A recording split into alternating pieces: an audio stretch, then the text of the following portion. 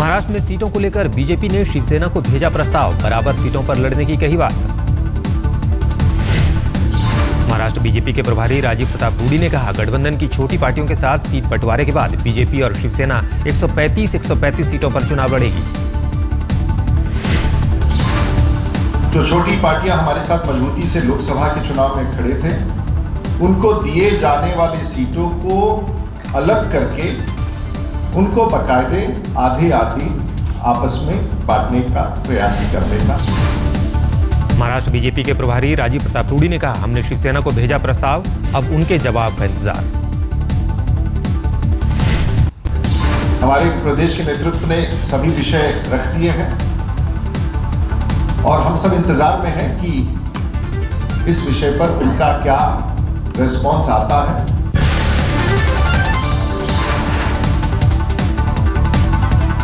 शिवसेना प्रवक्ता नीलम गोरे ने कहा, सीट बंटवारे पर आखिरी फैसला उद्धव ठाकरे करेंगे। शिवसेना ने कहा, जिसको ज्यादा सीटें मिलेंगी उसी का सीएम होगा, हम चाहते हैं उद्धव सीएम बने।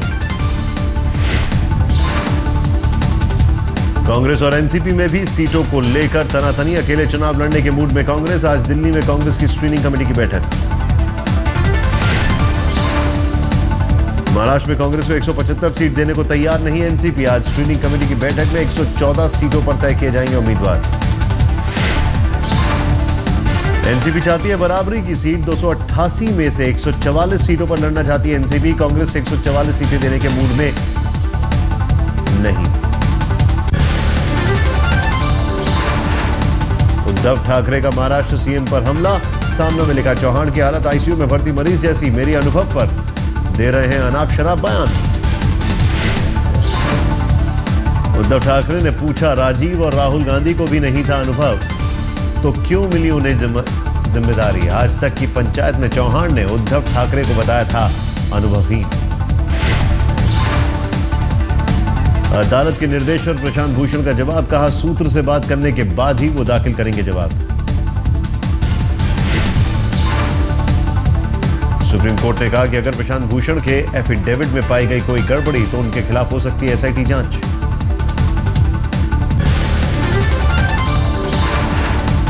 महंगाई के मोर्चे पर अच्छी खबर, थोक महंगाई दर में जबरदस्त गिरावट। अगस्त में थोक महंगाई दर 3.74%, जुलाई में 5.19% की महंगाई दर। महंगाई पर आरबीआई गवर्नर का बयान, कम होगी महंगाई तभी घटेंगे ब्याज दर।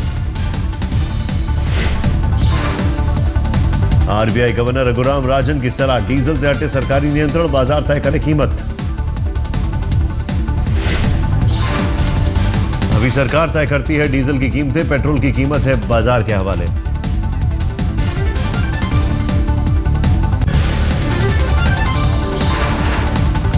ई रिक्शा के लिए नया नोटिफिकेशन जारी, सड़क परिवहन मंत्री नितिन गडकरी ने दी जानकारी।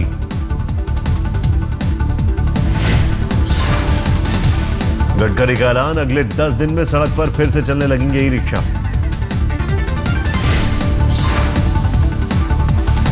दिल्ली हाईकोर्ट ने फिलहाल लगा रखी है रोक, सरकार को नया कानून बनाने का दिया है निर्देश।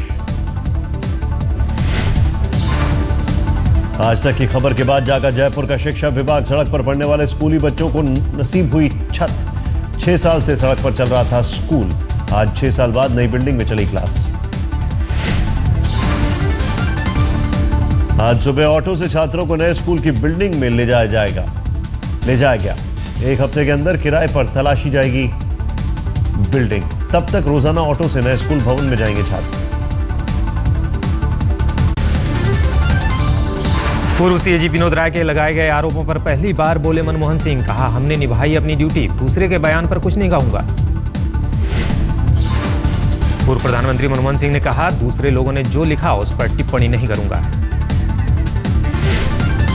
अपनी बेटी दमन सिंह की लिखी किताब स्ट्रिक्टली पर्सनल के लॉन्च पर पहुंचे थे मनमोहन सिंह, बेटी को भी विनोद राय के आरोपों पर बोलने से इनकार किया। विनोद राय जी हो या संजय बालू जी हो, एक के बाद एक बुक लिख रहे हैं, आपके फैमिली को टारगेट कर रहे हैं, आप इसको मैं इस बारे में क्या कहूँ। मतलब आप सब लोग, आप भी किताब लिख सकते हैं, आप भी किताब लिख सकते हैं, आप जैसे आपकी इच्छा, इसमें कोई किसी को रोकने का हक तो नहीं है ना। दमन सिंह ने कहा, 5 साल की कड़ी मेहनत के बाद लिखी गई पुस्तक किताब में मनमोहन के पिछले 10 साल के सफर का जिक्र नहीं। इंडियन नेशनल लोकदल के उपाध्यक्ष अवतार सिंह भड़ाना ने कहा, हरियाणा में बनेगी हमारी सरकार, तिहाड़ जेल में ओम प्रकाश चौटाला को सीएम पद की शपथ दिलाएंगे। तो 6 महीने को तो उन्हें तिहाड़ जेल में मुख्यमंत्री की ओथ दिलाकर रहेंगे।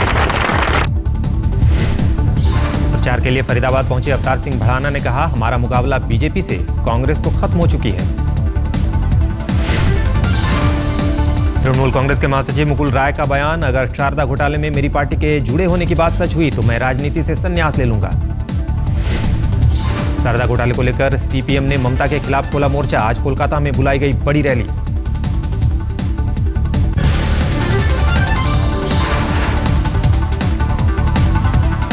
चीनी राष्ट्रपति के दौरे से पहले चीनी सेना की गुस्ताखी, लद्दाख में भारतीय सीमा में घुसकर रुकवाया काम। एक बार रुकवाने के बाद भारतीय ठेकेदारों ने फिर शुरू किया काम, तो कल 30 ट्रकों में भरकर आए चीनी सैनिक, दोबारा रुकवाया काम। जम्मू कश्मीर में आई त्रासदी के कारण पीएम नहीं मनाएंगे अपना जन्मदिन, मोदी ने ट्विटर पर लिखा, 17 सितंबर को जन्मदिन पर ना हो कोई जश्न।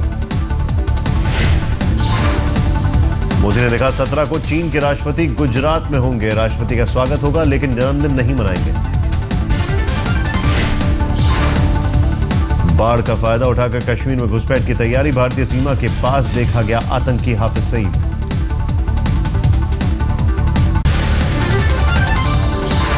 जम्मू कश्मीर में ताजा हालात को लेकर आज शाम कैबिनेट की बैठक, राहत और बचाव कार्य की होगी समीक्षा। रविवार को सुबह बारिश के कारण राहत और बचाव कार्य में बाधा, बारिश रुकने के बाद शुरू हो पाया रेस्क्यू ऑपरेशन।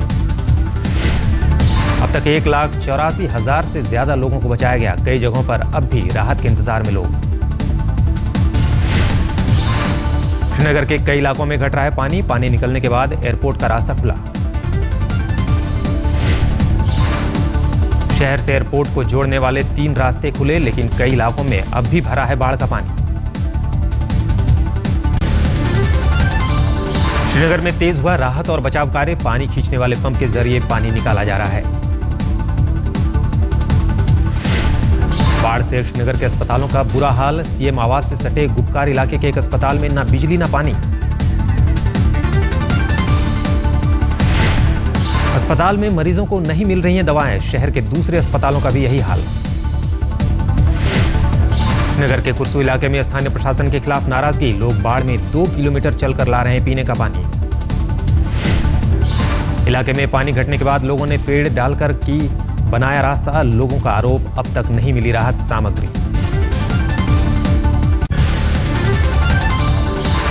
अमेठी राजघराने में संपत्ति को लेकर खूनी जंग, कांग्रेस सांसद संजय सिंह के बेटे अनंत विक्रम सिंह के समर्थकों और पुलिस के बीच झड़प में एक पुलिस वाले की मौत। रविवार को अमेठी पैलेस के बाहर पथराव और गोलीबारी, पुलिस ने अनंत विक्रम सिंह के खिलाफ दर्ज किया केस। संबंध में थाने पे अभियोग दर्ज किया गया है और जो भी मतलब दोषी होगा उनको चिन्हित किया जा रहा है और उनके खिलाफ कड़ी से कड़ी कार्रवाई कानून के दायरे में की जाए। अपने साथी की मौत के बाद पुलिसकर्मियों ने जमकर किया लाठीचार्ज, कई लोगों के घायल होने की खबर। हिंसक झड़प के बाद भूपति पैलेस के आसपास कड़ी सुरक्षा, भारी संख्या में पुलिस बलों की तैनाती। राजधानी दिल्ली के तिहाड़ जेल की सुरक्षा पर उठे सवाल, रविवार शाम एक कैदी ने जेल में की खुदकुशी। जेल नंबर 8 में बंद था विचाराधीन कैदी सिराजुद्दीन, सेल के जंगले से लटक कर की खुदकुशी। अवैध हथियार रखने के मामले में 6 मार्च को तिहाड़ जेल भेजा गया था सिराजुद्दीन, जेल के अंदर कैदी की खुदकुशी से तिहाड़ में हड़कंप। दिल्ली के गीता कॉलोनी में मवेशियों की तस्करी के खिलाफ लोगों का फूटा गुस्सा, कई ट्रकों में की तोड़फोड़।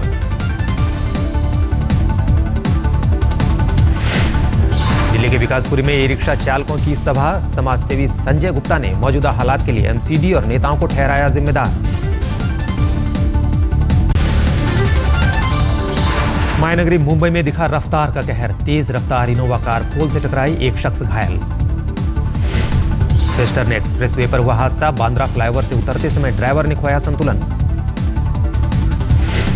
पोल से टकराने के बाद डिवाइडर तोड़कर पलटी इनोवा, चालक के नशे में होने का शक।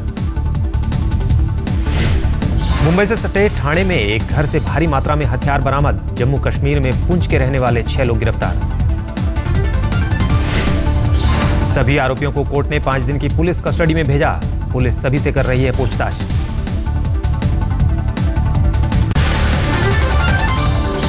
रविवार को दिल्ली के जाफराबाद इलाके में एक मकान में आग लगने से 5 लोग झुलसे, अस्पताल में भर्ती 3 की हालत नाजुक। तंग गलियों के कारण नहीं पहुंच सकी दमकल की गाड़ियां, स्थानीय लोगों ने कड़ी मशक्कत के बाद बुझाई आग। दिल्ली में रोड रेज मामले में एक युवक की जमकर पिटाई, घायल शख्स गंभीर हालत में अस्पताल में भर्ती।